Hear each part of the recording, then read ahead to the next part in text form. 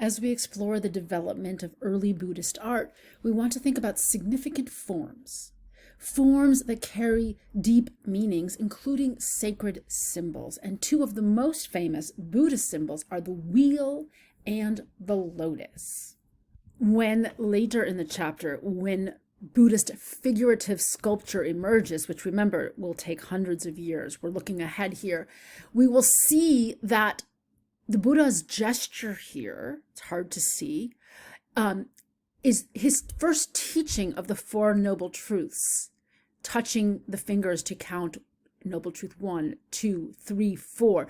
This is referred to as setting the wheel of the Dharma in motion.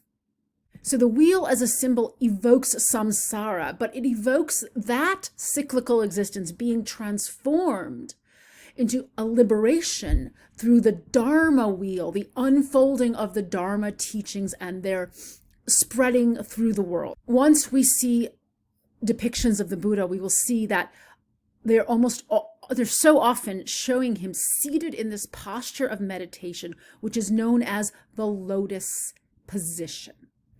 And in fact, the folds of the robe almost look like a lotus here, a lotus flower. A flower that grows in the mud and muck of muddy water, but opens as a pristine and beautiful expression, opens to the sky. So it is like a mind, a human mind that can be trained to flower into openness, into enlightenment, into compassion from the muddy waters of suffering. We've learned that Ashoka's pillars initiated the beginnings of Buddhist art. And we saw the beginnings of a symbolic language there with the axis mundi.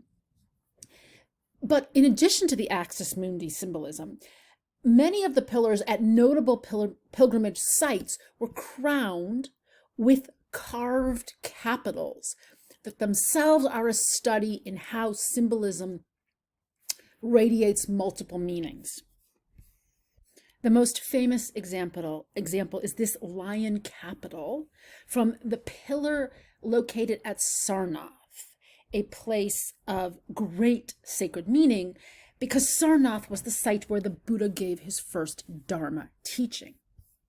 So the lion capital expresses that sacred importance by using an array of aniconic symbols to suggest the Buddha and the Dharma.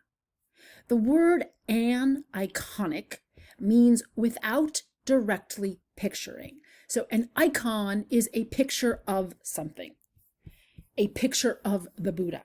The icons on your computer screen show a picture of a little printer for your print button. An is without, the opposite of, a choice not to picture the Buddha directly. And how do you picture the Dharma directly?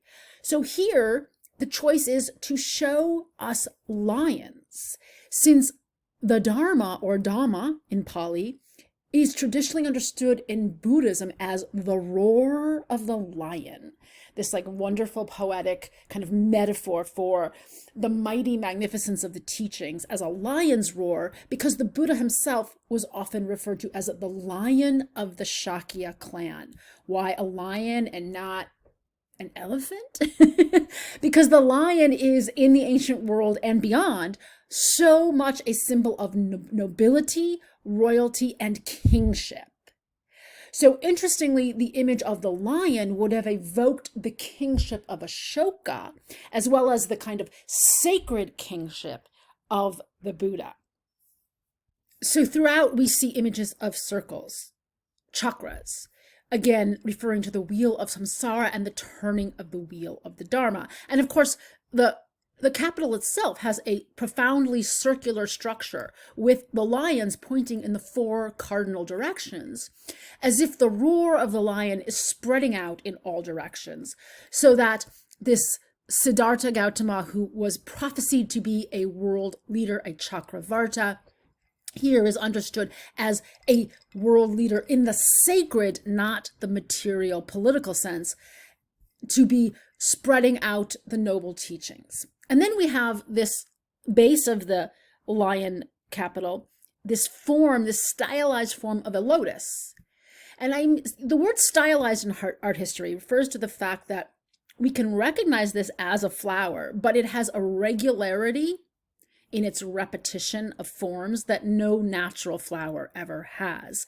It's a reference to the natural form of a flower turned up into a pattern. So in the past module pages, you've been learning a tremendous amount of information about history spanning a great expanse of time, millennia. You've been learning a tremendous amount of sacred and philosophical thought from the Upanishads to Buddhism. And you may feel like you've forgotten all that cool sensory observation stuff, but it's still important. And here it comes back. Look at the sensory elements here. Come back to your sensory elements, because the meaning of the line capital is not just the symbolism.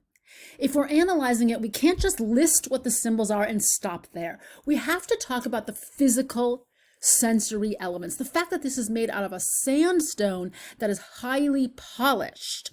So this is referred to as the Mauryan polish because it's favored under King Ashoka.